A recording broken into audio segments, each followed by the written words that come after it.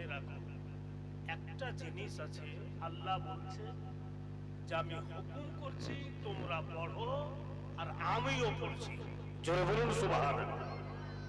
তো জিনিসটা কি? কি এমন দামি জিনিস যে নামাজ পড়তে বলছে আল্লাহ আমরা পড়ছি, আল্লাহ পড়ে না? রোজা রাখতে বলছে আল্লাহ আমরা রোজা রাখছি, আল্লাহ রাখে না? ও জিনিসটা কি যেটা আল্লাহ হুকুমও করছে নিজের বান্দা বান্দিকে আর নিজেও করছে? ওটা অন্য কিছু না, সেটাই হচ্ছে দরুদ পাক। আল্লাহ বলছেন যে আমার নবীর প্রতি দরুদ পড়ো, আর আল্লাহ নিজেও নিজের নবীর প্রতি দরুদ পড়ছেন। তো কত দামি জিনিস! তাই পুরা মজমা দিল লাগিয়া পড়ুন। তো আগে আপনাদের শোনাই, আল্লাহুম্মা সাল্লি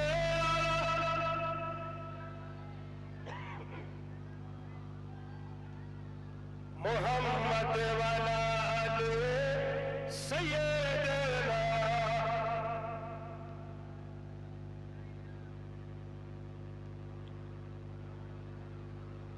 সাল্লাল্লাহু আলাইহি ওয়াসাল্লাম। বিরাদার,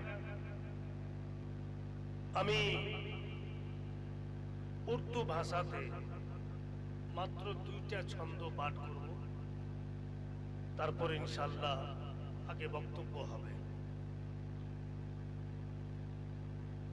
दिल ये बेचैन रहने लगा आजकल, दिल ये बेचैन रहने लगा आजकल, ये ना पूछो कि इस दिल को क्या चाहिए, दिल ये बेचैन रहने लगा आजकल, ये ना पूछो कि इस दिल को क्या चाहिए, दिल ये बेचैन रहने लगा आजकल, ये ना पूछो कि इस दिल को क्या चाहिए, न दवा चाहिए न दुआ चाहिए, न दवा चाहिए न दुआ चाहिए, रोज़ाए मुस्तफा की हवा चाहिए, न दवा चाहिए न दुआ चाहिए, रोज़ाए मुस्तफा की हवा चाहिए, अपने जन्नत के नज़दीक जाया करो, माँ बाप को सीने से लगाया करो, अपने जन्नत के नज़दीक जाया करो, माँ बाप को सीने से लगाया करो, अपने जन्नत के नज़दीक जाया करो, माँ बाप को सीने से लगाया करो, और माँ बाप का पैर दबाया करो, माँ बाप का पैर दबाया करो, कर अपने खुदा की रज़ा चाहिए, माँ बाप का पैर दबाया करो, कर अपने खुदा की रज़ा चाहिए। मुअज़्ज़िज़ हज़रात,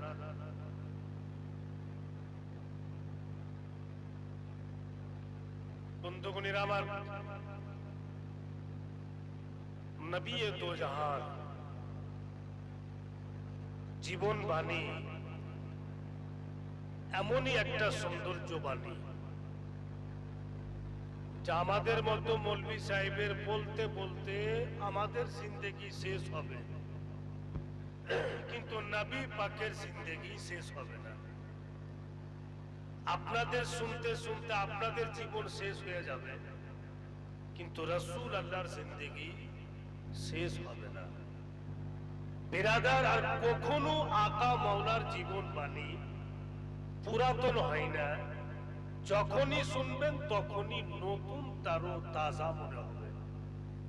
बस बोलने वाला বলার আন্দাজ হওয়া চাই, আর শুননে वाला শোনার সাথে সাথে মুহাব্বতে রাসূল হওয়া চাই।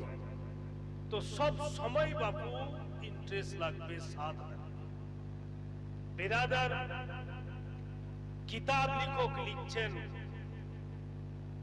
পবিত্র কুরআন পাকের মধ্যে, অর্থাৎ আল্লাহ পাক ইরশাদ করেন, قد جاءكم من الله نور وكتاب مبين।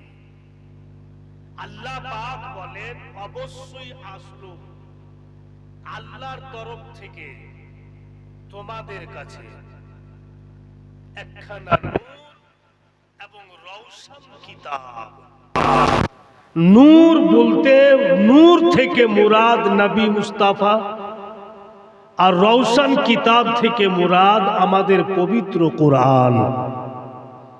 এখানে বাপু একটা পেঁচিদা কথা আছে, একটু যদি ধ্যান দেন তো বুঝে নেবেন। কোরআনে পেলাম কি যে কদ জাআকুম মিনাল্লাহি নূর, तहकीक के आया खुदा के तरफ से एक नूर, व किताब मुबीन, और रोशन किताब। तो प्रथमे किन्तु शब्दटा पेलाम नूरेर, तारपरे शब्द पेलाम पवित्र कुरानेर। तो प्रथम नूरेर कथा केन आसलो, प्रथम कुरानेर कथा केन आसलो ना? প্রথম তো কোরআনের কথা আসতো, কিন্তু না, প্রথমই পাচ্ছি কদ জাকুম মিনাল্লাহি নূর। এই জন্য बिरादर, कोई अगर किताब पढ़े अंधेरी रात में तो उसको रोशनी की जरूरत है।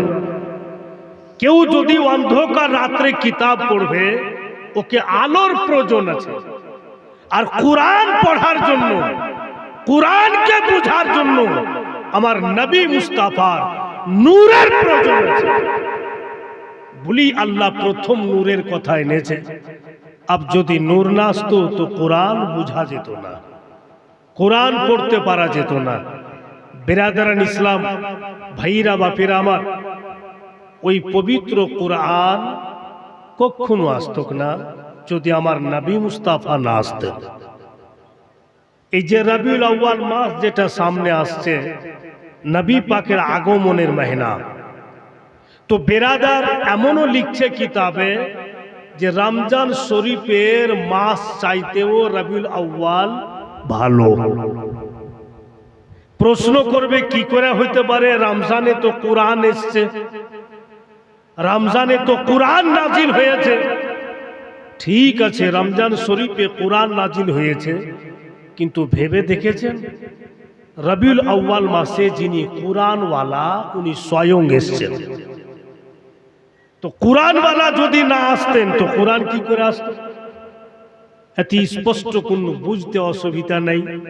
ভাইরা বাপেরা আমার, বন্ধু বোনেরা, তো সেই আকা মাওলা পৃথিবীর বুকে কি করে আসলেন ওই দৃশ্যটা আজকে আপনারা দেখুন। এমনি তো ওনার সিরাতে পাক লিখছে যে হযরতে ইব্রাহিমের পরে একের পর এক 12 জন এসেছেন। হযরত ইব্রাহিম নবীর পরে তারপরে একজনের নাম লিখেছে হযরতে কিদার, আর কিদারের বেটার নাম লিখছে হযরতে আদনান, আর আদনানের বেটার নাম লিখছে হযরতে আব্দে মানাফ, আর হযরতে আব্দে মানাফের ছেলের নাম লিখছে হযরতে হাসিম, আর হযরতে হাসিমের ছেলের নাম লিখছে হযরতে আব্দুল মুত্তালিব, আর হযরতে আব্দুল মুত্তালিবের লাডলা দুলারা হযরতে আব্দুল্লাহ, আর হযরতে আব্দুল্লাহর কলেজার টুকরা আমাদের মুহাম্মদুর রাসূলুল্লাহ সাল্লাল্লাহু তাআলা আলাইহি ওয়াসাল্লাম। তো বোঝা গেল হযরতে ইব্রাহিম থেকেই চলে আসে। बिरादरान इस्लाम, तो किताब लिखक लिखছেন भाईरा बापेरा आमार कि हजरत আব্দুল মুত্তালিবের 10 বেটার মধ্যে সবচাইতে ছোট। আর হযরত আব্দুল মুত্তালিবের বাপু দুইটা বিবাহ, প্রথম স্ত্রী থেকে 8 বেটা আর দ্বিতীয় স্ত্রী থেকে 2 বেটা। কজন হলো? 10টা। আর 6টা বেটি আব্দুল মুত্তালিবের।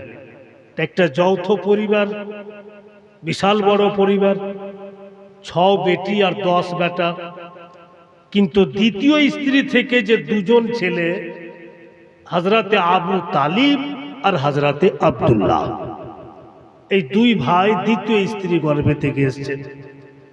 কিন্তু 10 বেটা চাইতে বাপু হযরতে আব্দুল্লাহকে, বিশ্ব নবীর আব্বা জানকে আব্দুল মুত্তালিব বেশি ভালোবাসতেন। তো এখানে ফের প্রশ্ন হবে যে বাপের 10টা বেটা, একটাকে বেশি ভালোবাসবে, আর মানে বেটা তো 10টাই বাপের। এর মধ্যে বাপু কিছুটা রহস্য লুকিয়ে আছে, আর রহস্যকে প্রকাশ্য করে দেওয়া এটাই তো হচ্ছে জীবনী। একই তো বলা হচ্ছে জীবনী। আর তো কতক্ষণ লাগবে গো জীবনী শেষ করতে? 10 থেকে 15 মিনিট লাগবে, খতম হয়ে যাবে। কিন্তু যখনই আপনি তাৎপর্য খুলে বলতে যাবেন তখনই লম্বা হয়ে যাবে। তো 10 বেটার মধ্যে সবচাইতে ছোট হযরত আব্দুল্লাহ, উনাকে কেন বেশি ভালোবাসতেন বাবুজি আমি আপনাদের খুলে শোনাচ্ছি, খুব মনোযোগ দিয়ে শুনবেন। ভাইরা বাপেরা, মা বোনেরা ধ্যান দেন। আব্দুল মুত্তালিব কাবার মাতওয়াল্লি, মক্কার সর্দার ছিলেন। লম্বা লম্বা জুলফি ছিল, উঁচা লম্বা ছিল, দেখার মতো চেহারা আব্দুল মুত্তালিবের, বিশ্ব নবীর দাদার। উনি কাবা ঘরের সামনে শুয়ে আছেন গো। আচানক উনি স্বপ্ন যোগে দেখছেন যেন জমি ফেটে যায়। জমি ফেটে একটা গাছ বেরিয়ে আসলো, আর ওই গাছের বাবুজি 2খানা ডাল হলো। ওই গাছটা যে বেরিয়ে আসলো আর 2খানা ডাল হলো। একখানা ডাল পশ্চিমে গেল আর একখানা ডাল পূর্বে গেল। তো যেই ডালখানা পশ্চিমে গিয়েছে একদম দেখার মতো নূরের মতো ঝিলমিল করছে, এত চকচক করে। আর যেই ডালখানা পূর্বে গিয়েছে একদম কালো বিকট, দেখার যোগ্য নয়। আর কতকগুলো নূরানি চেহারাওয়ালা লোক ওই নূরের ডালখান যেটা পশ্চিমে ঝুঁকে আছে ধরে নিয়েছে বাপু, আর ঝুলছে, আনন্দ হচ্ছে। আর কালো বিকট ডালের তরফ থেকে একদম বিকট চেহারাওয়ালা লোক হাতে তলোয়ার নিয়ে আসলো, আর নূরের ডালখানাকে বাপু কাটতে লাগলো। ওই সময়তে আসমানের দিক থেকে যেন দলের দল লোক নেমে আসলো, আর কালো বিকট চেহারাওয়ালা লোককে মেরে পিটে ভাগালো। নূরের ডালখানা ও রক্ষা পেল, আর নূরানি চেহারাওয়ালা লোকেরাও বেঁচে গেল।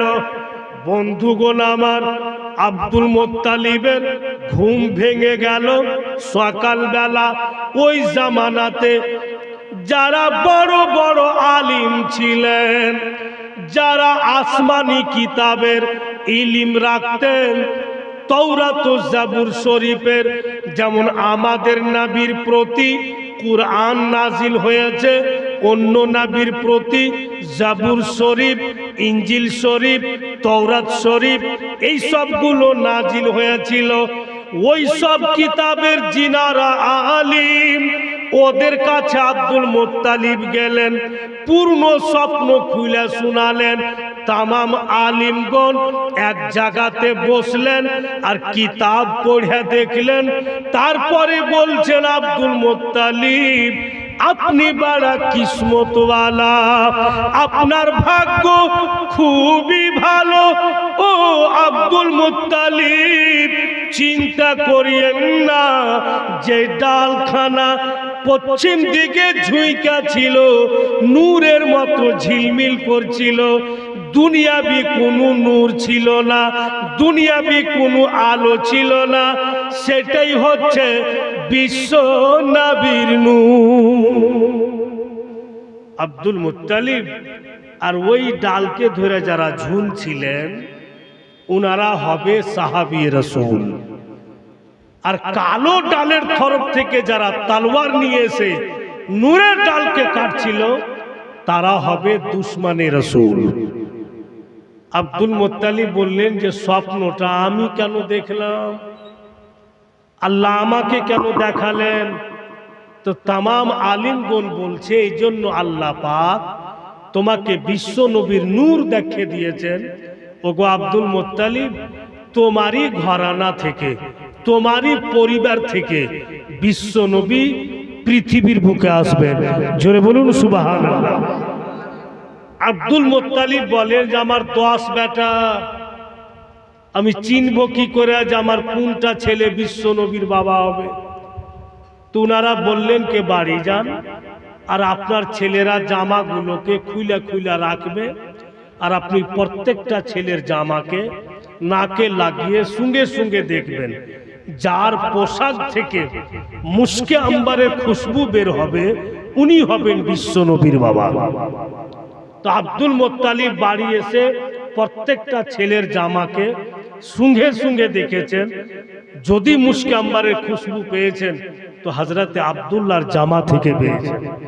তাই উনি জানছেন যে আমার আব্দুল্লাহ বিশ্ব নবীর বাবা হবে, তাই উনাকে বেশি ভালোবাসতেন। বুঝতে পারছেন আমার কথাগুলো? যদি বুঝতে না পারেন তো বল দিয়ে আমি কাল থেকে আসবো না। হ্যাঁ, এখনো চাংড়ামো বুদ্ধি যায়নি, ভেগা অভ্যেস আছে। একটু যদি গোলমাল শুনতে পাই তো আমি আসবই না। বেরাদার বন্ধুগণেরা আমার, কারণ যে আমার মনে আছে যে আমার যখন 16 বছর বয়স ছিল তখন থেকে আমি এই জীবনের ফিল্ডে, এই জন্য খুব তাড়াতাড়ি শিখে গেছিলাম যে জীবনের সিস্টেম তৈরি করনেওয়ালা হচ্ছে আমার আব্বাজান। এনারা ওনার মুখে শুনেছেন আলহাজ মৌলানা তৈমুর রহমান সাহেব, ওনার পূর্বে কেউ জীবনীর বক্তা ছিল না গো পশ্চিমবঙ্গে। এখন যত হাজারো হাজারো হয়েছে ওনার দেখতা। আর আমার তো মনে হয়েছে যে সব জীবনীর বক্তা আগে স্টেজে উঠা লাগছে, আল্লাহর কাছে এটাই দোয়া করছে যে আল্লাহ তুমি মৌলানা তৈমুরের একটু ঝালাক আমাকে দিয়ে দাও। সবাই হয়তো এই ধারণার দোয়া করছে। ওনার মতো বলার আন্দাজ আমাদের এখন পর্যন্ত হয়নি। আল্লাহ পাক ওনাকে এমনই আওয়াজ দিয়েছিলেন, উঁচা লম্বা ছিলেন, দেখতে কালো ছিলেন, আর মুখে ওগুলা কিসের দাগ বলছেন না, ওই দাগগুলো ছিলেন। ইচ্ছা আপনাদের এখানে, আপনি শুনেছেন? আপনি শুনেছেন? আচ্ছা, অনেক লোক আছেন। তো বেরাদার ভাইরা বাপেরা আমার, বলেই খুব অল্প বয়স থেকেই হয়তো চালু করে দিয়েছিলাম বলে অন্যান্য বিষয়ে অসুবিধা হতে পারে, কিন্তু জীবনের বিষয়ে বিশেষ করে আমার কাছে কখনো অসুবিধা হয়নি। বেরাদার তো বুঝে নিলেন স্পষ্ট যে আব্দুল মুত্তালিব জানতে পেরে গেলেন যে আব্দুল্লাহ বিশ্ব নবীর বাবা। ভাইরা বাপেরা মা বোনেরা ধ্যান দেন, ওই হযরতে আব্দুল্লাহর বিয়ে হয়েছিল কার সঙ্গে? মক্কা আর মদিনার বর্ডারে যার বাড়ি, লোকটার নাম লিখছে কিতাবে ওয়াহিব বিন জহরি। উনার বেটি জিনার নাম লিখছে কিতাবে হযরতে আমেনা। উনার সঙ্গে হযরতে আব্দুল্লাহর বিয়ে হয়েছিল। কিন্তু বেরাদার ভাইরা বাপেরা আমার, হযরতে আব্দুল্লাহর সঙ্গে যে হযরত আমেনার বিয়ে হয়েছে, এই সমস্ত কথাগুলো যারা গায়র মুসলিম হিন্দু ওদেরও কিতাবে লেখা আছে। ওদের কিতাব আমি পড়ে দেখেছি, যাচাই করে দেখেছি। ওদের কিতাবে একটা নাম দেখেছি বিষ্ণু জাসা, তারপরে ওদের কিতাবে লেখা আছে সুমতি, ওদের কিতাবে লেখা আছে সর্ব উন্মা। তো বাপু সুমতি মানে হচ্ছে শান্তি, আর আমেনা মানে হচ্ছে আমান থেকে আমেনা এসছে, আমেনা মানে হচ্ছে শান্তি। যেটা সুমতি ওটাই হযরতে মা।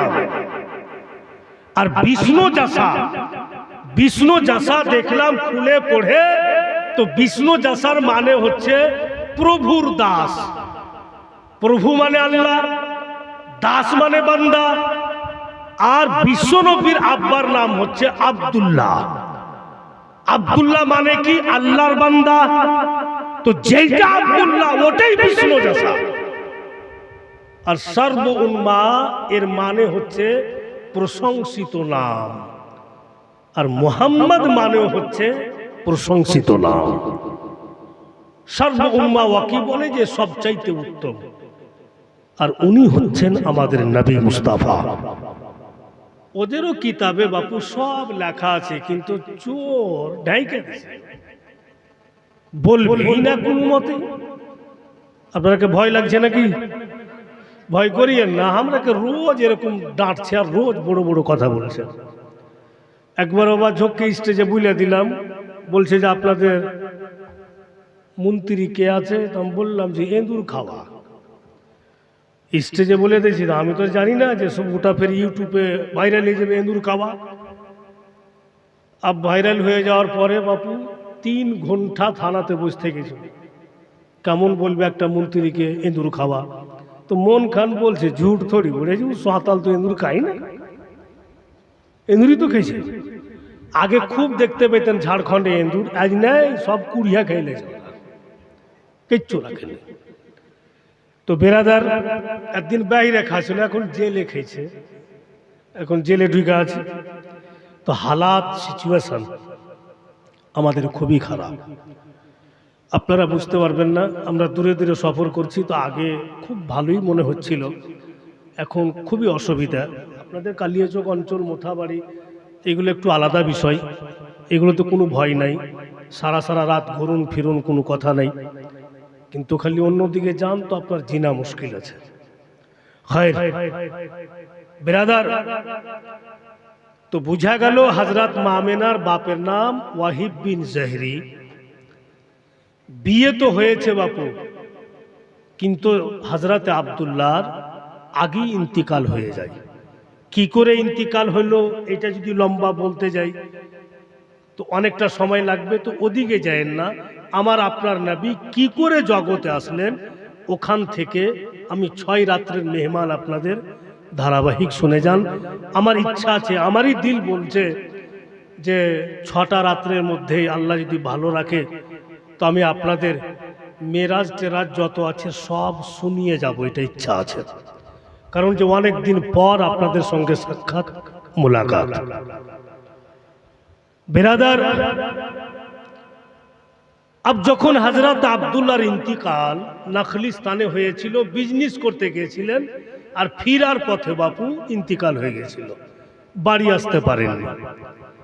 अब হযরত মামেনা আকেই, अब মা বেটিরা এখানে 2-4টা কথা আসবে, মা একটু ধ্যান দিয়ে শুনবে। যখন হযরত আব্দুল্লাহর ইন্তিকাল হয়ে গেল, মামেনার স্বামী আর পৃথিবীতে নাই। আব্দুল মুত্তালিব শ্বশুর বাবা বৌমাকে বলছে, মা তোমার স্বামী জগতে নাই বেটি, তাই যে কয়েকটি কথা বলবো একটু মেনে চলিও। শ্বশুর বলছে বৌমাকে, নবী পাকের মা জননী, বলেন কে আব্বাজান, বলুন কি এমন কথা? আব্দুল মুত্তালিব বলছে, মারে আমার বিনা আদেশে তুমি বাড়ি থেকে কোথাও যেও না। আমার বিনা দেশে বেটি করির দেওয়া জিনিস তুমি খেও না। আমার বিনা দেশের মা যেন তোমার ঘরে কেউ না আসে। এইভাবে শ্বশুর বাবা বৌমাকে নসিহত করেন। হযরত মা মেনা বলছেন, আব্বাজান এইসব বিষয় নিয়ে আপনি চিন্তা করিয়েন না, এমন কোনো কাজ আমি করব না যাতে আপনাকে দুঃখ হয়। আপনি নিশ্চিন্ত থাকেন। কেমন শ্বশুর আর কেমন বৌমা, মা খুব ধ্যান দিয়ে শুনবেন। নবী পাকের জীবনী এমনই জীবনী, সব রকম কথা আসবে। আমরা যে চলছি পরিবার নিয়ে, বেটা বেটি নিয়ে, স্বামী স্ত্রী সবাই চলছে, সব রকম ভালো মন্দ কথা চলে আসবে। বলেই তো আমরা বলি যে নবীর জীবন বাণী শুনে নিজের জীবনটাকে তৈরি করেন, তবে তো লাভবান হবে। বিরাদার, তো হযরত আব্দুল্লাহ নাই আর আব্দুল মোত্তালিব বাপু রুটি খেয়েছেন। একটু বলেন তো কি বললাম? রুটি খাচ্ছে। আর রুটিতে তরকারি বানিয়েছেন হযরত মা আমেনা। কেউ বাপু পেঁপে বলছে, কেউ পিপাহা বলছে, এর তরকারি বানিয়েছে। আর শ্বশুর বাবা বৈশা আছে, হযরত মা আমেনা রুটিগুলোকে টুকরা করে করে আর শ্বশুরকে দিচ্ছে। এখন হযরত মা আমেনাকে দেখেন, রুটি ভেঙ্গে দিচ্ছে, আব্দুল মুত্তালিব খাচ্ছে। আর ফের মা আমেনা বলছে, বাবুজি রুটি চাবাইতে পারছেন? নরম হচ্ছে না ব্যথা হচ্ছে? যদি কড়া লাগে তো আমি নরম করব, চেষ্টা করব। তো আব্দুল মুত্তালিব বলছেন, মারে যবে থেকে তুমি বৌমা সেজে এসছো আমার বাড়ি, ইয়াদ করো তো বেটি, কোনদিন তোমাকে বৌমা বলে ডেকেছি? বলেন না। তো কি বলে ডেকেছি? বলি বেশিরভাগ আপনি মা বলে ডাকছেন। তো আব্দুল মুত্তালিব বলছেন, আমেনা মা যখন ব্যাটার গেনে খাবার বানাবে তো খারাপ হবে না, ভালোই হবে রে মা। আর তুমি ভেঙে ভেঙে দিচ্ছ কেন? আমেনা আমি ভেঙে খাচ্ছি। হযরত মা আমেনা বলছেন, কেন না, আমি যদি বাড়তে থাকতাম, আমার জন্মদাতা বাপ যদি কমজোর হতো, আমি কি ওকে রুটি ভাঙে দিতাম না? আমার বাপ আপনার বাড়ি দিয়েছে আমাকে, এখন আপনি আমার বাপ, আপনি ছাড়া কে আছে বলুন? আমি ভেঙে দিচ্ছি, আপনি খান।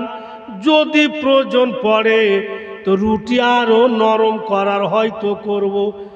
আব্দুল মুত্তালিব বলছেন, না রে মা, খুব ভালো বেটি, আমি তৃপ্তি পাচ্ছি, কিন্তু ইয়াদ রাখুন মাওলানা তৈমুর সাহেব ইন্তিকাল করে গিয়েছেন। আমার স্ত্রী যদি রুটি বানাইত, আমার বাপকে খাইতে দিত। আর যদি আমার বাপ বলতো যে রুটি কড়া হয়েছে, তো সুলতান মৌলভী সাহেবের স্ত্রী বলতো, থাম, এত মেহনত করে বানিয়ে দিনু ফিরবি কড়া, আগামীকালকে এমন করে বানাবো যেন কুড়োল লিয়া কাটতে হয়। আর উল্টা বলতো, নরম করতো না। কিন্তু হযরত মা আমেনা আমাদের বেটিরাকে শিক্ষা দিলেন, আমার মায়েরাকে শিক্ষা দিলেন যে বাপ মায়ের বাড়ি যখন ছেড়ে দিবে আর শ্বশুর বাবা শাশুড়ির কাছে যাবে, তো জেনে রাখো ওটাই তোমার সম্পদ। ওই দুটার তোমরা সেবা করবে তো আল্লাহ তোমাদের প্রতি সন্তুষ্ট হবে। বেরাদার, এই রুটি খাচ্ছে বাপু, তাবতালোক ওনার বাড়ির সামন থেকে একটা মেয়ে আইসা হাজির। মেয়েটা এসে আব্দুল মুত্তালিবের সামনে দাঁড়িয়ে আছে। তা আব্দুল মুত্তালিব বলছেন, কি খবর মা? হঠাৎ আমার সামনে? মানে সামনে বাড়ির মেয়েটা বলছে, বাবুজি আপনার কাছে আসলাম তো। কেন রে মা? বলে আপনার আমেনাকে কিছুক্ষণের জন্য ছুটি দেন, একটু আমার বাড়ি নিয়ে যায়। আব্দুল মুত্তালিব বলছেন কেন? বলে আপনার আমেনা মেয়েদের ব্যাপারে অনেক কিছু জানে, যেগুলো আমি জানি না। একটু আমার বাড়িতে বসাতাম আর কিছু শিখতাম, কিছু জানতাম। তো আব্দুল মুত্তালিব বলছেন, মা এক কাজ করো, তুমি যাও, আমি তো এখন রুটি খাচ্ছি রে মা, আমার রুটি খাওয়া হোক, তারপরে আমেনাকে পাঠিয়ে দেবো, তুমি যাও। মেয়েটা বাপু চলে গেল, সামনেই কিন্তু বাড়িটা। এবার রুটি খাওয়া হলো, আব্দুল মুত্তালিব বলছেন, আমেনা, মেয়েটা ডেকে গেল, তুমি যাও। কি বলছে মা শুনে এসো। কারণ যে পড়শির প্রতি পড়শির অধিকার থাকে, যখনও কিছু জানবে তো তুমি জানিয়ে এসো। তবে আমেনা, একটা চেয়ার এনে দাও, বাড়ির বারান্দাতে রেখে দাও, আমি চেয়ারে বসছি, তুমি যাবে তবু আমি দেখতে পাবো, তুমি আসবে তবু আমি দেখতে পাবো। মানে আব্দুল মুত্তালিব সব সময় হযরত মা আমেনাকে নজরে রাখতে চাইছেন, কারণ যে আমেনাই বিশ্ব নবীর মা। এটা আব্দুল মুত্তালিব কি করে জানিয়েছেন কিছুক্ষণ পূর্বেই আপনাদের শুনাইলাম। বিরাদার, ঠিক মা আমেনা সামনে বাড়ি বের হইলেন, আব্দুল মুত্তালিব চেয়ারে বসে আছেন আর দেখছেন যে আমার বৌমা চলে যাচ্ছে। আব্দুল মুত্তালিব বলছে, ও দুনিয়ার লোকেরা শুনো, আমি চোখে চোখে আমার বৌমাকে দেখছি, সামনে বাড়িটার দিকে চলে যাই, আর যেমনই বাড়িটার গলি পর্যন্ত গিয়েছেন, হযরত মা আমেনা কিন্তু দাঁড়িয়ে যায়, ভিতরে যায় না। আব্দুল মুত্তালিব চোখে চোখে দেখছেন কি হয়ে গেল আমার আমেনাকে, বাড়ির ভিতরে কেন যায় না, কেন গলিতে দাঁড়িয়ে গেল। কিছুক্ষণ হযরত মা আমেনা দাঁড়িয়ে থাকলেন, আবার ওখান থেকে ফিরে বাড়ি চলে আসলো। আব্দুল মুত্তালিব বলছেন, আমেনা তুমি কেন গেলে না বেটি, তুমি গলি থেকে কেন ঘুরে চলে আসলে? হযরত মা আমেনা বলছেন, আব্বাজান আমি তাজ্জুব হয়ে গেলাম, এর পূর্বে আমার সঙ্গে এই রকম ঘটনা জীবনে ঘটেনি, আজকে যা ঘটলো। বলে কি ঘটনা রে মা?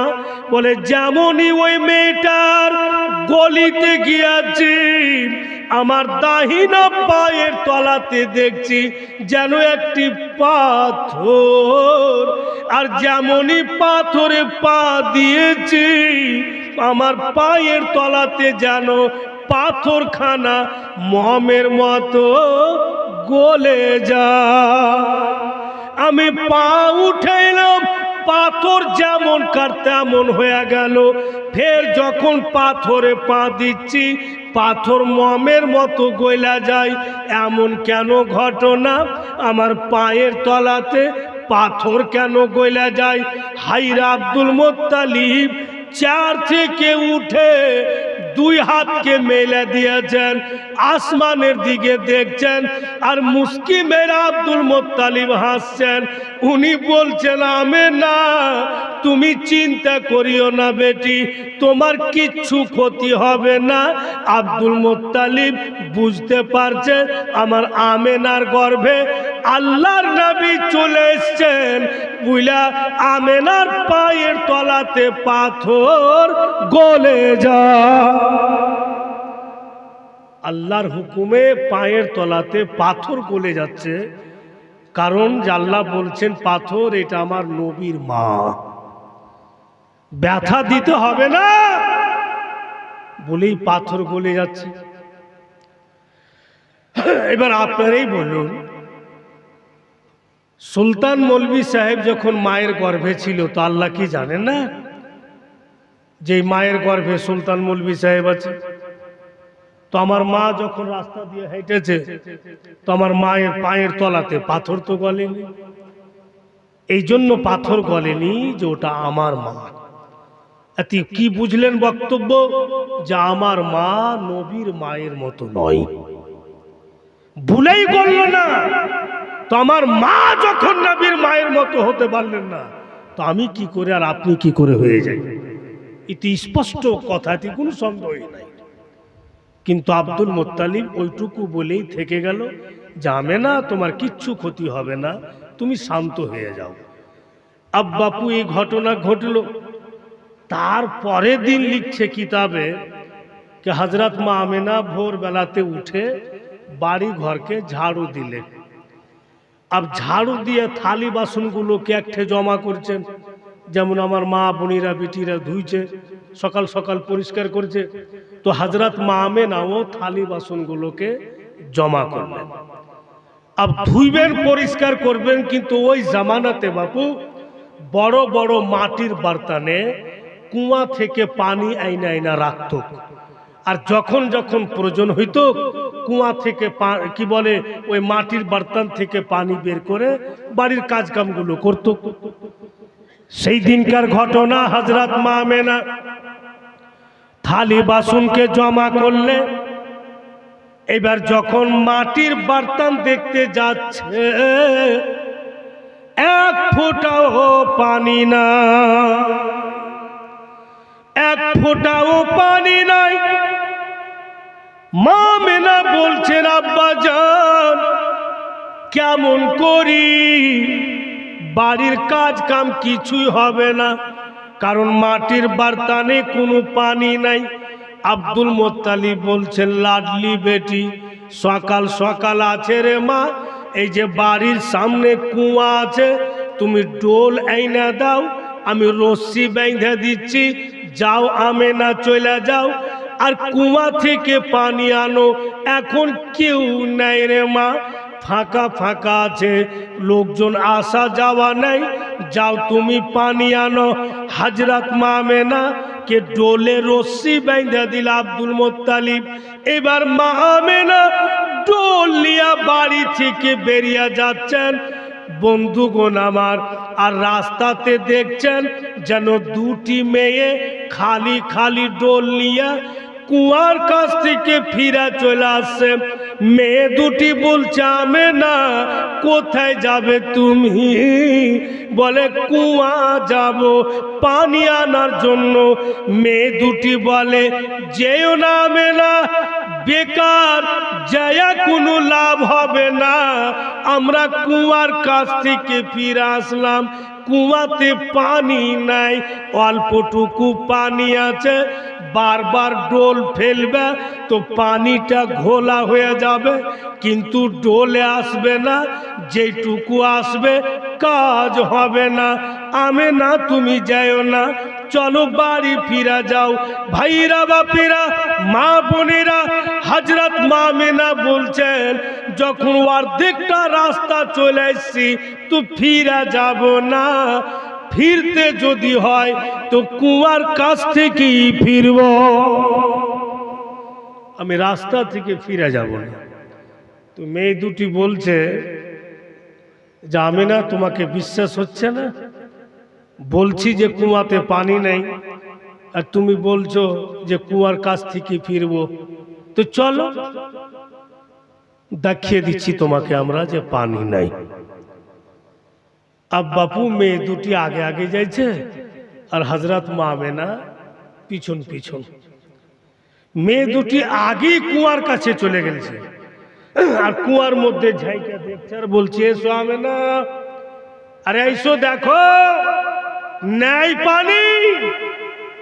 এই কথা বলে হযরত মা আমিনার দিকে দেখলে ওরা। এবার যখন কুয়ার দিকে দেখছে বাপু, তো যেমন যেমন হযরত মা আমিনা কাছিয়া চলে আসছে তেমন তেমন কুয়ার পানি নিচ থেকে উপরে উঠে চলে আসছে। জোরে বলুন সুবহানাল্লাহ। মেয়ে দুটি বলছে আমিনা দাঁড়াও। তো হযরত মা আমিনা দাঁড়িয়ে গেছেন যে কি হয়ে গেল এনাকে। হযরত মা আমিনা যখন দাঁড়াইছে বাপু, তো কুয়ার পানিও দাঁড়িয়ে যাচ্ছে। ফের যখন বলছে আমিনা আগে বাড়ো, ফের যখন হযরত মা আমিনা আগে বাড়ছে, ফের কুয়ার পানি বাপু উপরে উঠে চলে আসছে। আর যেমনই হযরত মা আমেনা কুয়ার নিকট হলেন, একেবারে পানি উপরে উঠে কুয়ার মুখ বরাবর হয়ে গেল। আমার আপনার মায়ের জন্য হবে কি? জীবনে হবে না। হযরত মা আমেনা ওখানেও তাজ্জুব, যে তোমরা বলছিলে যে কুয়াতে পানি নাই, আর আমি এসে দেখছি তো কুয়ার মুখ বরাবর। বলে আমেনা, আমরাও তাজ্জুব হয়ে গেলাম যে তুমি যেমন যেমন আগে বাড়ছো তেমন তেমন পানি উপরে উঠে আসছে। তুমি যখন দাঁড়িয়ে যাচ্ছ তো কুয়ার পানিও দাঁড়িয়ে যাচ্ছে। আমেনা আমরা নিজেই বুঝতে পারি না। হযরত মা আমেনা বাপু ফের খালি ডোল নিয়ে আর বাড়ি ঘুরে চলে গেলেন। আব্দুল মোত্তালিব বলছেন, কি খবর মা? বলে আজকাল কিছু বুঝতে পারি না বাবুজি, পাথরে পাও দিচ্ছি তো গলে গেছে, কুয়াতে পানি আনতে যেহেতু পানি নিজেই উঠে চলে আসছে, গাছের নিকটবর্তী হয়ে হাঁটছি তো গাছ আমাকে দেখে ঝুঁকে ঝুঁকে চলে আসছে। মানে আজীব কিসিমের ঘটনা। এই জন্য বাপু যে উনার গর্ভে আল্লাহর নবী চলে এসেছেন। তো ভাইরা, মায়ের পেটে আসাতে যদি এত সুন্দর কথা বেরিয়ে আসে, তো রাসূলুল্লাহ দুনিয়াতে যখন আসবেন তো কত সুন্দর কথা বেরিয়ে আসবে। ভাইরা, বন্ধু বোনেরা আমার, আপনারা কিন্তু রাগ রাগ লাগছে দেখে, চেহারা টেরা দেখে ওরকম রাগ ডাক হয়েছে। বাবা কখনো কহ চেঞ্জ করে হাসান হুসেনে ধরে নেব। হ্যাঁ, ওগুলো কোনো অসুবিধা নেই। ঢোল বানিয়ে নিয়ে এসো, যে ভাগে বাজাও, অসুবিধা নেই। যতক্ষণ না ফুটেছে বাজিয়ে যাও। ফুটে গেলে খতম। বিরাদরান ইসলাম, ভাইরা বাপিরা আমার, ফের এখানে প্রশ্ন হবে যে মায়ের গর্ভে সন্তান আসবে, মা জানবে না, এটা কেমন কথা? মা তো জানবেই। হযরত মা আমেনা এখন পর্যন্ত বুঝতে পারে না যে আমার গর্ভে আল্লাহর নবী চলে এসেছে। কেন বুঝতে পারে না ভাইরা বাপেরা? আমি বা আপনি মায়ের গর্ভে যখন আসলাম, আমার মায়েদের যখন মেহনা বন্ধ হয়ে যায় তো মা বুঝতে পারে যে আমি মা হতে চললাম। কিন্তু নবী মুস্তাফা উনি যখন মায়ের গর্ভে আসলেন, হযরত মা আমেনার মেহনা বন্ধ হয়নি, তাই উনি বুঝতে পারেন না। এখানেও বক্তব্য পরিষ্কার হয়ে গেল, আমাদের পর্যায় আলাগ আর নবীর পর্যায় আলাগ। যদি আলাগ আলাগ না হতো তো আমরা মায়ের গর্ভে আসলাম তো মেহনা বন্ধ, আমার নবী আসলেন তো বন্ধ হলো না। আল্লাহ স্পষ্ট বুঝিয়ে দিলে, ওরে আমার বান্দা বান্দি, তোমরা নিজকে কখনো আমার নবীর মতো বলিও না। তোমরা আলাগ, আমার নবী আলাগ। বলেই তো ভাই বাংলা ভাষাতে, ভাইরা বাপেরা মা বোনেরা আমার ছেলেরা, এখানে একটি কথা বলেছে আপনাদেরই বাঙালি শব্দে, কে কুল আলামের খাজানা, কুল আলামের খাজানা যারে সঁপে দিয়েছে জান্নাতি রানী মা আমেনা পেয়ে গিয়েছে। আল্লাহ দিয়েছেন বলেই পাইলে। আর কতগুলো জীবনীর বক্তা বলছে যে কুল আলামের খাজানা যারে সঁপে দিয়েছে জান্নাতি রানী মা আমেনা লুটে নিয়েছে। গালাত! উনি লুটবেন কি করে? আল্লাহ দিয়েছেন বলেই তো পেয়েছে। ভাইরা বন্ধু বোনেরা আমার, বলে যে কোনো জিনিস চেষ্টা করতে হবে। একটি কিতাব পড়ে কখনো জীবনী সংগ্রহ হয় না, ওকে বিভিন্ন রকমের কিতাব পড়তে হয়। বেরাদার, তবে আমার কিসমত খুবই ভালো। আমি তো এটাই বলি যে আমার বাপের মতো হয়তো কহরি বাপ নেই। জীবনে আমাকে একটা টাকা লাগিয়ে কিতাব কিনতে হয়নি। এত কিতাব আমার বাপ কিনেছে নিজের জামানাতে। এখনো যদি কিতাবটি বিক্রি করে দিই তো মনে হয় যে পরিবার নিয়ে 1 বছর খাবো, এত কিতাব পালা লেগে আছে। নিয়ম আছে না যে সমুদ্রতে ডুবকি লাগাবেন তবেই বুঝতে পারবেন যে হীরা আছে না মতি আছে না পাথর আছে। আর উপরে বলবেন যে সমুদ্র নিচে কি আছে, তো তুই ডুবে দেখ কি আছে, ওপর থেকে দেখা যাবে। अब हीरा मोती कंकर फंकर की आछे डुबली बुझा जाबे। बेरादारान इस्लाम भाईरा बापेरा आमार ताई जोरे बोलुन तो सुबहानाल्लाह। कुल आलामेर खजाना जारे सौंपे दिएछे জান্নাতি রানী মা আমেনা পেয়ে গিয়েছেন। যার আগমনে সারা জাহান উজ্জ্বল হয়েছে, জান্নাতি রানী মা আমেনা পেয়ে গিয়েছেন। তাই বলি মুসলমান যারা শুনো না, নবী ছাড়া কখনো আল্লাহ মিলে না। তাই বলি মুসলমান যারা শুনো না, নবী ছাড়া কখনো আল্লাহ মিলে না। মোর নবীর আগমনে বাইতুল্লাহ ঝুঁকেছে, জান্নাতি রানী মা আমেনা পেয়ে গিয়েছেন। কুল আলামের খাজানা, কুল আলামের খাজানা যারে সঁপে দিয়েছে, জান্নাতি রানী মা আমেনা পেয়ে গিয়েছে। তবে কি উনি জানতেই পারবেন না যে আমি মা হতে চলেছি? অবশ্যই জানতে পারবেন। আর কি করে উনি জানছেন? বড় মর্মান্তিক কথা আসছে বাপু, কথাগুলো মনে রাখবেন।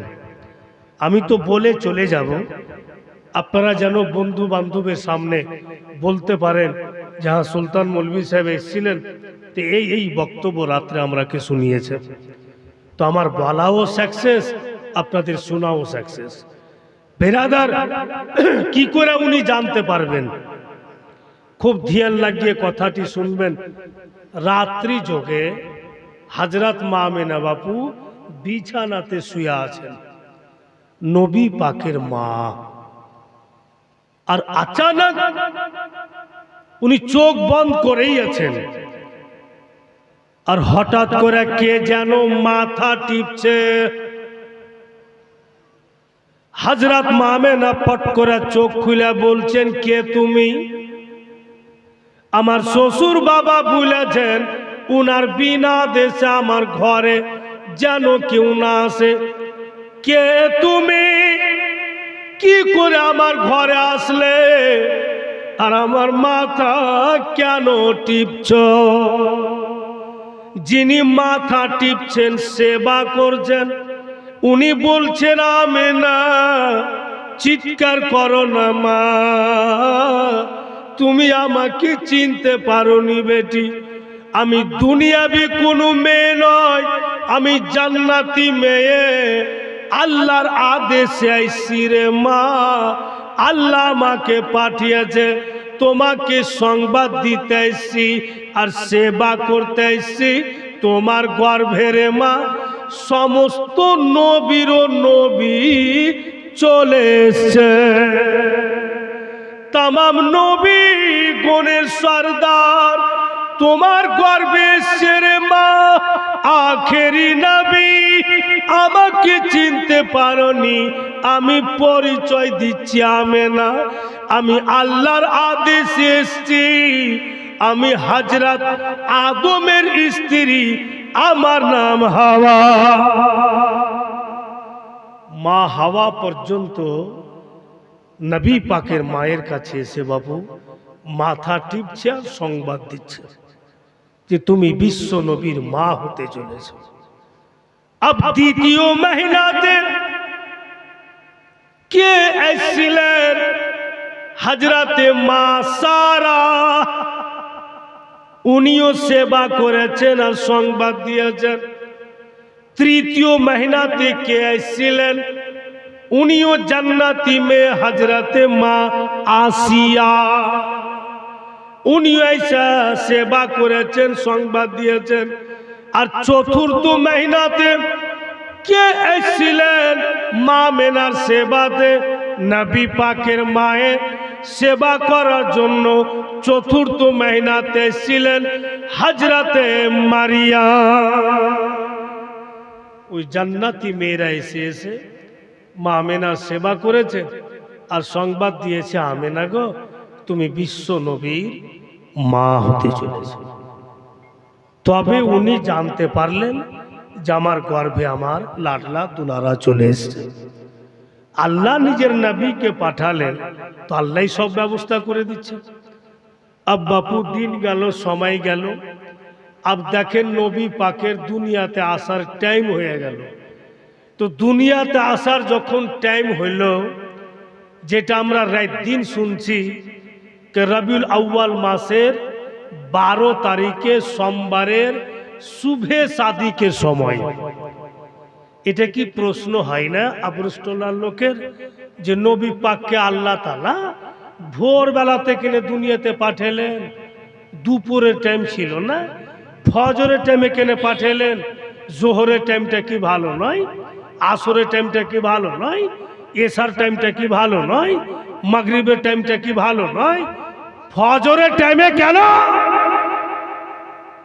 বেরাদার, এর মধ্যে ফের রহস্য আছে। এই জন্য ফজরের টাইমে বাপু রাই তো কাঁদছে আর দিনও কাঁদছে। তো আল্লাহ সবই জানছে, ফির ভি জিজ্ঞাসা করছেন, ও দিন আর রাত, আমার নবী দুনিয়াতে আসার টাইম হয়ে গেল। লতা পাতা, পশু পাখি, জীব জন্তু, জমি আসমা, সূরজ চাঁদ সিতারা সবাই খুশিতে ঘুমছে, খুশিতে ঝুলছে, ঝুমছে, আনন্দ হচ্ছে। ওরে দিন আর রাত, তোমরা কেন কাঁদো? তোমাদের চোখে কেন পানি? ভাইরা, বাপেরা, মা বোনেরা শুনুন, দিন বলছে আল্লাহ তোমার নবী দুনিয়াতে আসার টাইম হলো। যদি তোমার নবীকে তুমি রাত্রে দুনিয়াতে পাঠিয়ে দাও তো আমার চাইতে রাতের মার্তবা বাড়বে। আর রাত কেঁদে কেঁদে বলছে আল্লাহ যদি তোমার নবীকে তুমি দিনে দুনিয়াতে পাঠিয়ে দাও তো আমার চাইতে দিনের পজিশন বেড়ে যাবে। তাই কাঁদছি। আল্লাহ বলছে ওরে দিন আর রাত তোমরা আর কাঁদিও না, চোখের পানি মুছে দাও। এমন টাইমে আমার নবীকে আমি দুনিয়াতে পাঠাবো, দিন আর রাত তোমরা সমান সমান হিস্সা পাবে, তোমরা সমান সমান ভাগ পাবে। বলে আমার আপনার নবীকে ফজরের টাইমে পৃথিবীতে পাঠিয়েছেন। সোমবারে শুভে সাদিকে কিছুটা অংশ বাপু রাইতেরও থাকছে আর কিছুটা অংশ দিনেরও থাকছে, যেন দুজন খুশি হয়ে যায়, আনন্দ হয়ে যায়। ভাইরা, বন্ধুগণেরা আমার, আল্লাহ রহমান ও রহিম রাত দিন দুটা কি আনন্দ দিয়ে দিলে। আব চলুন বাপু হযরত মা আমিনার কাছে, যে কি করে নবী মুস্তাফা পৃথিবীর বুকে আসলেন। ভাইরা, বাপেরা আমার, লিখছে কিতাবে হযরত মা আমিনা বলছেন, ওরে দুনিয়ার লোকেরা শুনো, আমি অন্ধকার রাত্রে আমার বিছানাতে আরাম করছি আর ঘরের দরওয়াজা ভিতর থেকে আমি লক করে দিয়েছি, যেহেতু আমি একাই ঘরের মধ্যে শুয়ে আছি বলে ভিতর থেকে দরওয়াজা বন্ধ করেছি। হঠাৎ যেন আমার কানে দরওয়াজা খুলে যাওয়ার আওয়াজ হলো। আমি চোখ খুলে দেখছি ভিতর থেকে দরওয়াজা বন্ধ রেখেছি। এই দরওয়াজা কে খুললো? আমি তো খুলিনি। নজর করে দেখছি আমি যেন আমার দরওয়াজা খোলা, আর এমন একটা সুন্দরী, এমন একজন রূপসী দাহিন হাতে একটি গিলাস নিয়ে আমার দরওয়াজাতে দাঁড়িয়ে আছে। হযরত মা আমেনা বলেন, কে গো তুমি, কি করে দরওয়াজা খুললে? আমি তো ভিতর থেকে বন্ধ রেখেছি। যে পরী হাতে গিলাস নিয়ে দাঁড়িয়ে আছে উনি বলছে, আমেনা, আল্লাহ আমাকে পাঠিয়েছেন, তাই আল্লাহ দরওয়াজা খুলিয়ে দিয়েছেন। আমেনা, আমি দুনিয়াবি পরী নই, আমি জান্নাতি পরী। আল্লাহ তাবারক ওয়া তাআলা এই যে গিলাস দেখছো এর মধ্যে আল্লাহু পাক তোমার জন্য আমেনা জান্নাতি শরবত দিয়ে পাঠিয়েছে। ও আমেনা, এই জান্নাতি শরবত তুমি পান করে নাও। বাচ্চা প্রসবের যা আঘাত বেটি একটুকু হবে না। হায়রে জান্নাতি পরী, আল্লাহর আদেশে জান্নাতি শরবত না বাবু আমাদের নবী পাকের মাকে পান করাচ্ছে। উনি জান্নাতি শরবত পান করলেন, তারপরে জান্নাতি পরী গায়েব হয়ে গেল ওখান থেকে।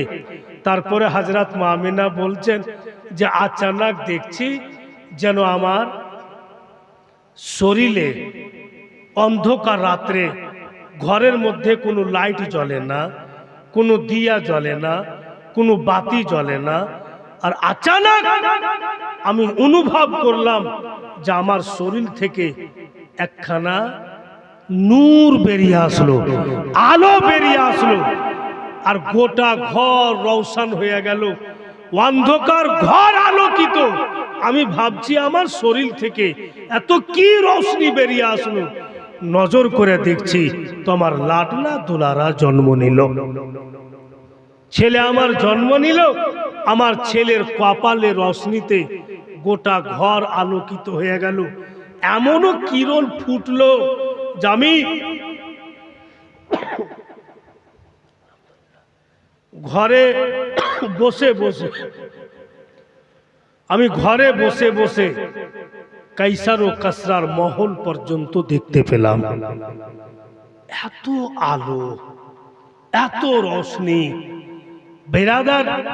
তারপরেই ফের হযরত মা আমেনা বলছেন, ছেলে আমার জন্ম নিল, আমি নজর করে দেখছি তো সাজদা করে আছে আর শাহাদাত উংলি উঠিয়া আছে, আর আমার কচি বাচ্চার নাজুক ঠোঁট দুটি হিলছে। আমি তো মা পরেশান হয়ে গেলাম, এক্ষুনি তো ছেলে জন্ম নিল, তো ঠোঁট কেন হিলে? এ বাবা, তো ঠোঁট কেন হিলে? হযরত মা আমেনা বলছেন যে আমি কান লাগাইলাম, কান লাগিয়া শুনছি আমার ছেলের মুখ থেকে আওয়াজ বের হচ্ছে, লা ইলাহা ইল্লাল্লাহ ওয়া ইন্নী রাসূলুল্লাহ। অর্থাৎ নবী পাক বলছেন কে লা ইলাহা ইল্লাল্লাহ, আল্লাহ ব্যতিরেকে কেউ মাবুদ নাই, ওয়া ইন্নী রাসূলুল্লাহ, এবং আমি আল্লাহ পাকের রাসূল। ফের যেন আমার ছেলের ঠোঁট হিলে, আবার কান লাগাইলাম, এবার আমার ছেলের মুখ থেকে আওয়াজ বের হচ্ছে, ইয়া রাব্বে হাবলি উম্মতি, ইয়া রাব্বে হাবলি উম্মতি। এর মানে নবী পাক বলছেন, আল্লাহ তুমি আমার উম্মতকে আমার হেবা করে দাও। এখানে বাপু একটু গ্রামারের ব্যাপার আছে। দেখেন, দিয়ে দেওয়া, আপনাকে কিছু দিলাম, দিল চাহে তো ফের লে নেব। আর হেবা ওয়াকি বলে হাওয়ালা করে দেওয়া, দিয়ে দিলাম তো মালিক বানিয়ে দিলাম। অর্থাৎ আমাদের মালিক রাসূল আল্লাহকে আল্লাহ পাক বানিয়ে দিয়েছেন, হেবা করে দিয়েছেন মুআজ্জিজ হযরত। আর এটাই নবী পাকের পহিলা হাদিস, ইয়া রাব্বে হাবলি উম্মতি। এর পূর্বে কোনো হাদিস ছিল না, এটাই পহিলা হাদিস। যতই বড় মুফতি আর মুহাদ্দিস মুহাক্কিক হোক, ও দেখুক খুলে কিতাব, এটাই পহিলা হাদিস। আর যখন উনি দুনিয়া থেকে পর্দা করলেন নবী পাক, আর ওনাকে কবরে রেখে, বাপু ওই কবরও দেখা গিয়েছে ওনার লাভ হিলছে, জোরে বলুন, ওনার ঠোঁট হিলেছে। তো হযরত আলী শেরে খোদা শুনছেন, তো দয়ার নবী বলছেন, ইয়া রব্বে হাবলি উম্মতি, ইয়া রব্বে হাবলি উম্মতি। তো বুঝা গেল যে নবীর পহলা হাদিসও এটাই, আর আখেরি হাদিসও এটাই। প্রথম হাদিসও ইয়া রব্বে হাবলি উম্মতি, আর শেষ হাদিসও ইয়া রব্বে হাবলি উম্মতি। মুআজ্জাজ ভাইরা আমার, এবার হযরত মা আমিনা দেখছেন, বাবু দয়ার নবী মুস্তাফা ঘরে নেই, আচানক গায়েব হয়ে গেলেন। যে কোনো মা থাকে, সন্তানকে জন্ম দিবে, আর যদি মায়ের সামন থেকে গায়েব হয়ে যায়, তো মা তো পরেশান হবে। সহজ কষ্ট নাকি? সুলতান মৌলভী সাহেব মায়ের গর্ভে থেকে দুনিয়াতে এসছে, তো আমার মা বলছে, আল্লাহ আর সন্তান নিব না, খোদা আর সন্তান দিও না তুমি। এত কষ্ট, এত ব্যথা। আর যখনই আমি জন্ম নিয়ে নিলাম, আমার মা আমার চেহারা দেখে নিল, আমার মা সব দুঃখ ভুলে আলো, কিচ্ছু মনে থাকে না, সব পানি হয়ে যায়। বলেই তো বাপু আমরা বলি যে বাপ মায়ের মতো বড় পীর জগতে কেউ নাই, ওদের মতো বড় পীর কেউ হতেই পারে না। যতই বড় মুফতি মুহাদ্দিস হোক, আর যতই পীর মুরিদি করে বেড়াক, লাখো লাখো টাকা পীরকে দিয়ে বেড়াক, যদি বাপ মার সেবা না করে ওর চলবে না, সব বেকার। বাপ মায়ের মতো বড় পীর আর দৌলত কেউ হতে পারে না।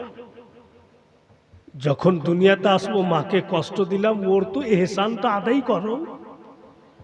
জানেন, সচ্চা কথা কহে যেটা কামাই করতে পারি না, মায়েরা ঝুঠা কথা বলে ও নেকি করছে। প্রশ্ন হবে, এটা কেমন কথা? ঝুট কথা বলে নেকি? সুলতান মৌলভী সাহেব গাদ্দা ছেলে, মা কোলে করে আছে, আর নাক দিয়া পোটা বইছে, মানে সর্দি লেগেছে, আর ফের আইসক্রিমওয়ালা চলে এসছে গায়ে, ডুগডুগি বাজিয়েছে। তো আমি তো ছেলে, আমি তো জিদ করছি, মা আমি আইসক্রিম খাবো। তো মা তো দেখছে যে ছেলের নাক দিয়ে পোটা বইছে, একে জুকাম হয়ে যাবে, অসুখ হয়ে যাবে। তো মায়ের আঁচলে টাকা বাঁধা আছে বাপু, ফির ভি মা বলছে, দোন এই সবুর কর বেটা, এই পয়সা নেই রে বাপু, কালকে দেব। মায়ের কাছে আছে, কিন্তু মায়ের জন্য দিচ্ছে না, যে ছেলেকে যদি আমি খাইয়ে দিই তো ক্ষতি হয়ে যাবে, একে অসুখ হয়ে যাবে। আল্লাহ এতেই খুশি যে হাই রে মা, একই মা বলে। বিরাদারান ইসলাম, এর আগে কথাটি বললাম, এত রাগ টাগ হয়েছে নাকি? যে যতই মানে মুরিদগিরি দেখাও না, ফের কেউ কহেবে যে সুলতান মৌলভী দেওবন্দি হয়ে গেছে, উল্টা পুল্টা বকছে লাগছে না। ভাই, সত্য যেটা সত্যই সত্যই থাকবে। মুআজ্জাজ, আমার পীর মুর্শিদকে আমি দেখেছি, আমি জিনার মুরিদ হুজুর সৈয়দি মুর্শিদি মসরুর আহমদ কলিমি চিস্তি রহমতুল্লাহি তাআলা আলাইহি, যিনি পর্দা করে গেছেন। আমার লেখাপড়ার জামানাতে এদিকে আহিরত বলে একটা জায়গা আছে জঙ্গিপুরের দিকে, ওখানে হুজুরের মাদ্রাসা, রঞ্জিতপুরও মাদ্রাসা, যেমন দরিয়াপুর এটাও মাদ্রাসা, মিল্কিতে ওটাও ওনার মাদ্রাসা, ওখানে পড়তাম। তো হযরতকে আমি নিজের চোখে দেখেছি, উনি বসে আছেন আর একটা মুরিদ যে হাত চুমছে, তেমনি করে দেখছেন হুজুর মসরুর মিয়া, আর বলছেন मैं दरियापुर में था, तो तुम वहाँ गए थे ना जी? तो लोगटा बोलছে हाँ। फिर मैं मिल्की में गया, वहाँ भी ना गए थे? बोले हाँ। रंजीतपुर में गया तो वहाँ भी तुमको देखा? बोले हाँ हुजूर। फिर मैं आहिरन आया, फिर यहाँ गए हो? बोला हाँ। तो हुजूर मशरूम मियाँ बोलছে क्यों, কেন, কিসের জন্য পিছে পিছে ঘুরছো? ওনার বলার উদ্দেশ্য এটাই। তো মুরিদ বলছে হুজুর ये आपकी मोहब्बत है, এটা আপনার মোহাব্বত, প্রেম প্রীতি বলে আমি আপনাকে বারবার দিদার করতে আসছি। আমার সামনে আমার মুর্শিদ বলছেন চুপ, 1000 बार बाप माँ को देखो, समय मिले एक बार मुझको देखो। জোরে বলুন সুবহানাল্লাহ। একজন সৈয়দ আলে রাসূল উনি বলছেন मैं तेरा मुरीद हूँ, 1000 बार बाप माँ को देखो, फिर जब समय मिले तो अपने मुर्शिद को देखो। तो কি সুন্দর নসিহত করে চলে গেলেন।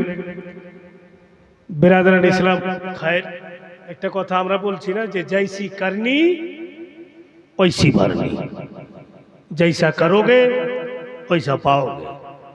যেমন খেত চাষ করবেন ওরকম ফসল হবে। দুবড়ি চাপড়া লেগে আছে, এতে যদি বিছন ছিটিয়ে দেন তো ফসল হবে? হাল বাইতে হবে, দুবড়ি চাপড়া উঠিয়ে ফেলতে হবে, মাটি পরিষ্কার করতে হবে, তারপরে বিছন ছিটাইবেন তো ফসল হবে। বিরাদার তো ভাইরা বাপেরা আমার, হযরত মা আমেনা দেখছেন নবী মুস্তাফা মায়ের কাছ থেকে গায়েব। এ বাপুরা মন ভালো আছে আপনাদের? আমাদের কেমন কেমন লাগছে চেহারাগুলো সব দেখে। জোরে বলেন তো সুবহানাল্লাহ। আল্লাহ যদি হাত দিয়া থাকে, লুল্লা না থাকেন, তা হাত উঠিয়া বলুন ইয়া রাসূলুল্লাহ। ভালোই তো হাত আছে টানাটান। ব্রাদার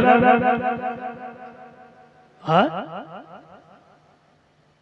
তিনটা ভইরা কাইলার হইবে না? হ্যাঁ, চারটা ভরাই শুনেলা আর মরণ খাট এনে স্টেজ থেকে নামিয়ে ওটা আমাকে সুতিয়া নিয়ে চলে যাই। বিরাদার এদিকে দেখেন, তো আমি বলছিলাম যে নবী মুস্তাফা গায়েব হয়ে গেলেন।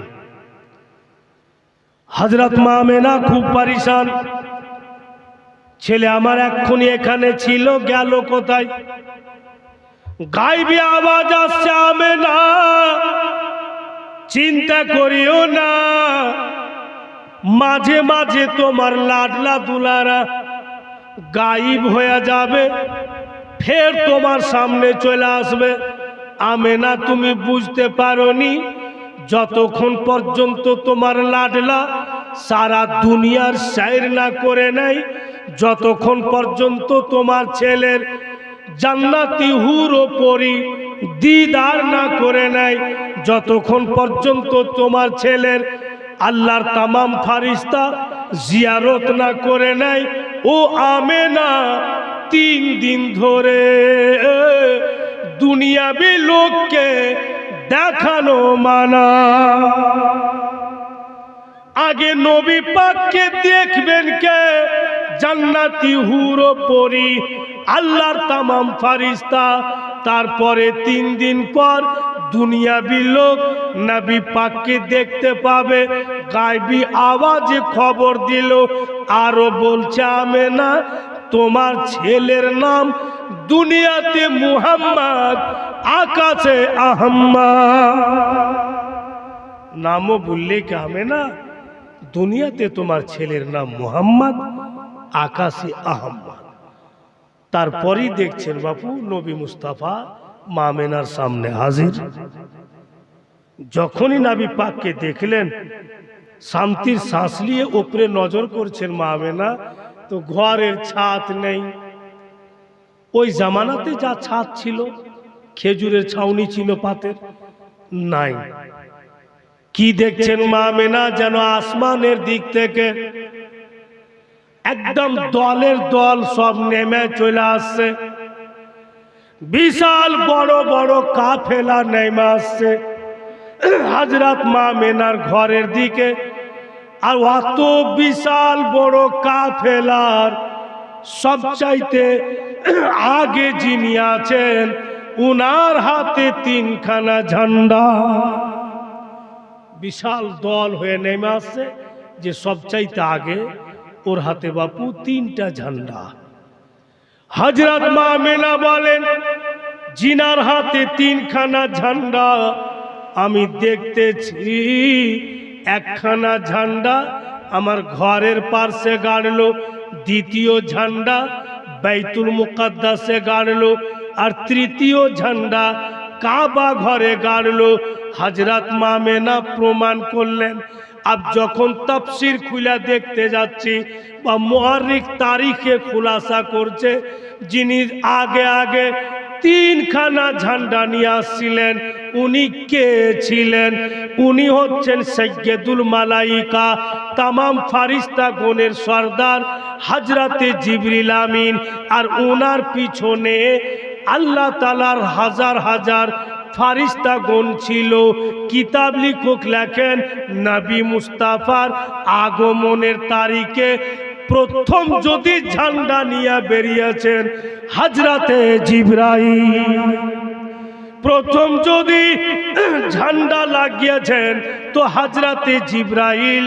বেরাদার ও জওয়ান ছেলেরা বাপেরা কথা মনে রাখবে, রবিউল আউয়াল মাসে নবী পাকের জন্ম দিবসের তারিখে যদি ছেলেরা ঝান্ডা লিয়া বেরিয়ে যাও বাপু, তো হযরত জিবরিল আমিনের সুন্নাত পালন হবে। আর ওনার পিছনে যত ফারিস্তা तमाम के तमाम जुलूसे मुहम्मदी बेर करेছেন।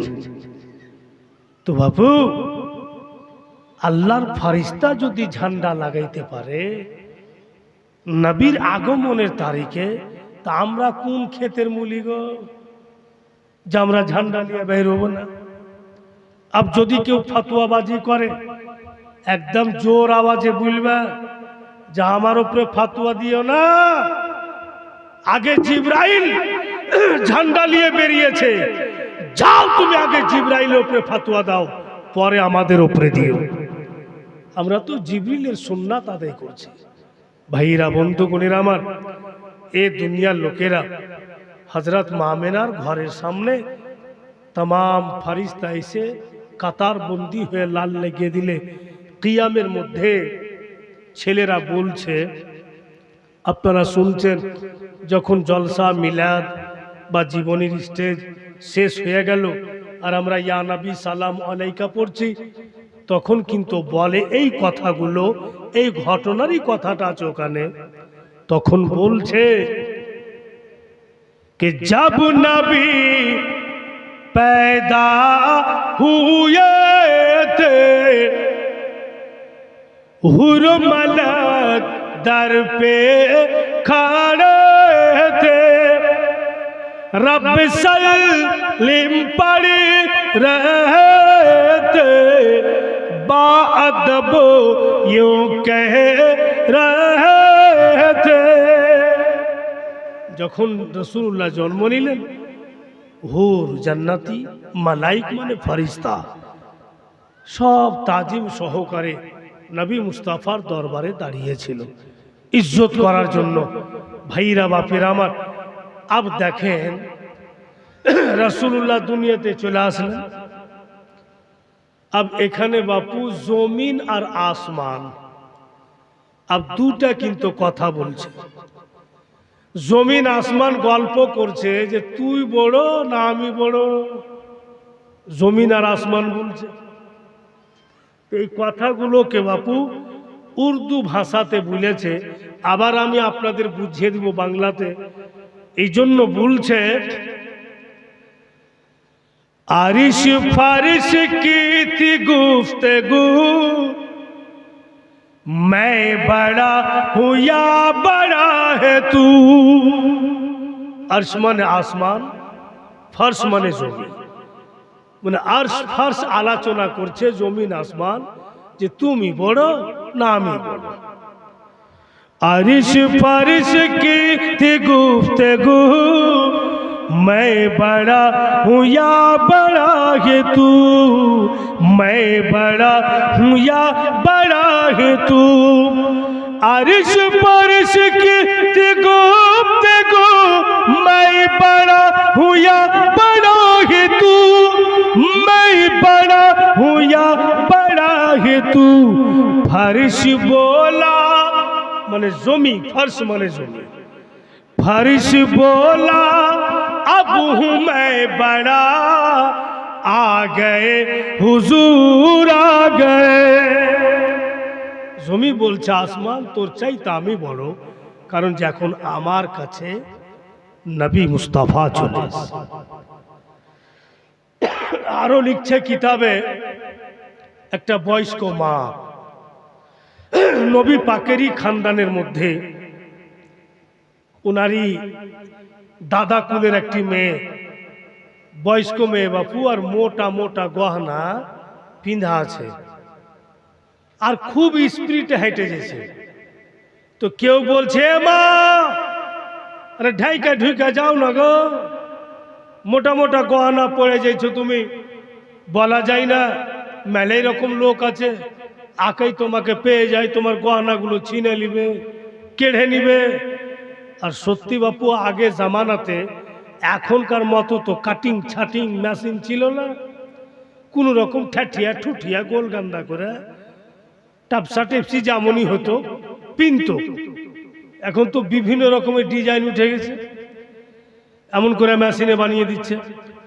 বেরাদার তো বলছে মা গো একটু ঢাইকে ঢুকে যান, দুশ্মন দেখবে তো রাস্তাতে ছিনে নিবে যে গহনাগাঠি। ওই মেয়েটা বলছে, তাই আবার কবি ছন্দের মাধ্যমে ওই ঘটনাটাকে জানাইছে, किसी मोजर लिए गली गली बुढ़िया बोलती हुई चली, सी मोजर लिए गली गली बुढ़िया बोलती हुई चली, बुढ़िया बोलती हुई चली।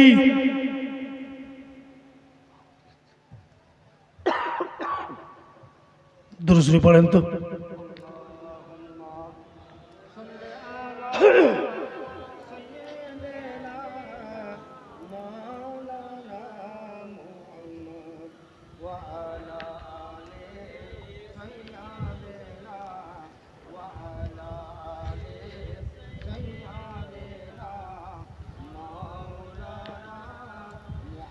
सल्लल्लाहु अलैहि वसल्लम। बिरादर এনার মাইক তো সব দিনই ভালোই বাজে, অনেকবার প্রোগ্রাম করেছি, কোনো সময়তে হয়তো আবহাওয়ার কারণে লাউড স্পিকারের ব্যাপার একটু আওয়াজ খিঁচে নেয়, তো ওর কাছে কল কবজা আছে ঠিক করে দেবে, ঠিক তো হয়ে যাবে ভাই ইনশাল্লাহ। আর যদি মায়েরা ফেলার ইচ্ছা থাকে তো ঠিক করিয়েন না। বেরাদার তো আমি বলছিলাম किसी मोजर लिए गली गली बुढ़िया बोलती हुई चली, सी मोजर लिए गली गली